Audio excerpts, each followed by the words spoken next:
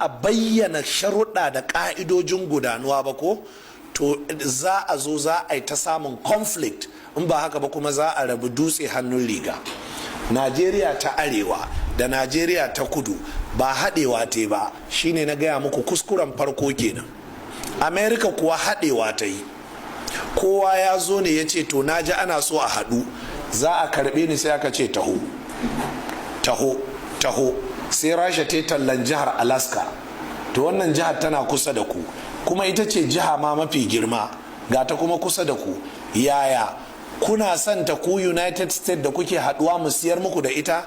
Siyarwa da United States jihar Alaska aka yi, siyarwa kamar yanzu a ce jihar Cross Rivers, shin za ta fada Cameroon ne ko kuwa? To bangaren Cameroon ne, amma ya fi kusa da Najeriya. Sai a ce to shikenan, madadin ai rikici, to yanzu Najeriya za ta siye ta. Mutanen kasar su kuma suka yadda. To kuskuren farko da ya faru a Najeriya shine haɗa mu aka yi da ƙarfin tsiya, da ƙarfin tsiya aka haɗa mu, ba mai kama da juna ba ta kusa ko ta nesa. Mun fi kusa da makwabtanmu ko ina. Mu yanzu nan arewa mun fi kama da Niger, to da za a adalci da Niger aka haɗe mu. To amma sai gane in aka haɗe mu da Niger akwai bala'o'i da waɗannan arnan za su fuskanta, saboda Niger tintini suna da system, nan ma suna da system. To ma'ana waɗannan na da kan gado, waɗannan na da kan gado, sai ka haɗe su, kuma dama suna da alaka. To amma rabawa farko da aka yi sai aka ba waɗannan Faransa, waɗannan aka ba Ingila. Na haka tun a communication sai aka raba mu. Yanzu aka bugo maka waya daga Niger, don Allah muna so mu kawo yaran mu makaranta, in ka ce to primary ne suka yi koko wace iri, sai ce maka, sai faɗi sunan abin da Faransanci, sai ka ce baka gane ba, sai ya rikice, kai baka rikice, ya ce maka école, ya ce maka, ya ta kawo maka, shikenan sai ka ce ka nemo wanda kuke, ba wanda yake ji, duk wanda ya zo ma haka zai, kai ma an ka tashi sai ka ce secondary, sai a rasa, ka kasa me ake nufi da jami'a, me ake nufi, an raba ku, ba kwa fahimtar juna. Ɗaya kenan. To sai aka jawo mu da ƙarfin tsiya, sai aka zo aka haɗa mu, ga River Niger ya raba mu, amma da ƙarfin tsiya Niger ba abin da ya haɗa, ba abin da ya raba mu, ko Sahara ba ta raba, ko kwalta ba ta raba mu ba, irin mu ɗaya. Tafi mai gatari ka gani, da mashin za ka shiga ka gani, ba abin da ya raba ƙasar. Sai suka raba mu, sannan suka haifar mana da ƙiyayya a tsakaninmu. Shi yasa a lokacin gawo filin ge waccan waka, Najeriya da Niger daidai suke, har ya kawo relationship na waliyai, duk da ƙarya ne wannan waliyai da shehu dan hodiyo da shehu wane ne suna ganawa, ƙarya ne wannan, amma dai muhallin shahid daidai ake. To da aka zo aka haɗa mu da ƙarfin tsiya, kun ji kuskuren farko, ba a haɗa ƙasashe biyu da ƙarfin tsiya, ba za su taɓa zama lafiya ba. Don haka wannan kuskuren na farko da aka yi ko, to sai ya haifar da kuma sauran kurakurai. Tunda da karfin sai aka hada mu, to za a kira taro, kai za ka zo, shi zai zo, shikenan sai aka manta da wannan matsalar, sai aka ci gaba. Amma ya kamata ran gini ran zane ana haɗewa ko, nan gidana ne nan gidanka, sai muka ce mu haɗe mu cire katangan nan, to sai a zo a ce to shikenan yanzu ya za a yi da kofar gida. To kaga wannan zaman da muke ko, to shine national conference. Za mu bar kofar gida biyu ne ko kuwa za mu bar guda ɗaya ne? Yaya masai za ta kasance? Domin yanzu da aka cire wannan katangar sai zama masan gidana ta yi kusa da rijiyar gidanka kenan, amma da yake gidaje ne daban-daban, ba wanda ya lura. To sannan ya za a rinka cefanen gidan, karfe nawa za a rinka rufe gidan, yaya tsari, ni yan uwana sun zo duka suke shigowa, to yaya kai kuma?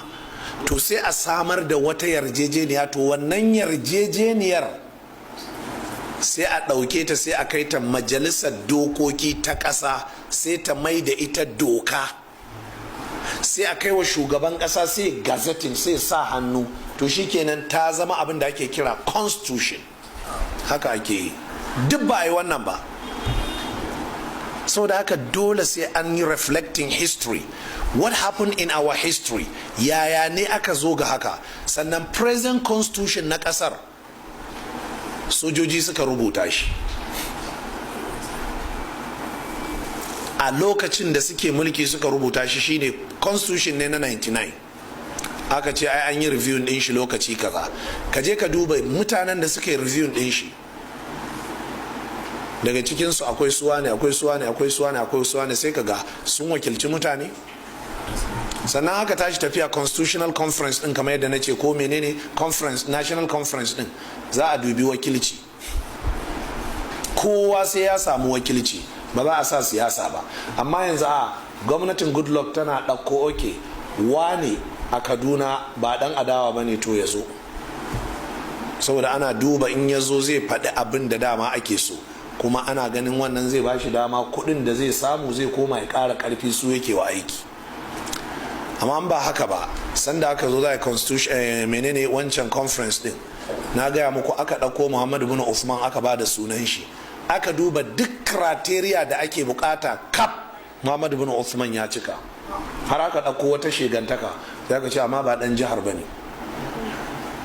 ɗan nasarawa ne, ya zai je wakilci mutanen kano. sai da wani ya ce amma ai ya zauna a kano gwargwadon zaman da ya isa ya fito takara, sannan ya haye, amma yana da phd ne a history. amma dole aka yi disqualify nashi saboda me, ana gani in ya jefa zai faɗi iya abin da mutanen shi suke bukata ne, ba zai zo ya faɗi mene. wancan dattijo kuma da nake gaya muku Umar Dukko ne, na haɗu da Umar Dukko, to ranka daɗe za ku je ku wakilce mu. yanzu irin mu zage-zage masu kaza masu kaza masu kaza masu kaza, ranka daɗe me ka rubuta ka kawo mana mu 'ya'yanku mu zo mu duba mu ga menene za mu ƙara ba da shawara. me ce min, sai ce min bantan uban nan, wallahi ce bantan uban ne, ce wallahi shi yanzu ne ma ya tuna ya kamata ya haka. kuma yaushe za a yi conference din nan da kwana 3 ne ko 4 a Kaduna, maka haɗuwa daidai corner government house. zai yi wannan anguwa da suke menene ake kiranta, wannan anguwar su Muhammad Abdullahi As-Salafi din nan da ya zauna da,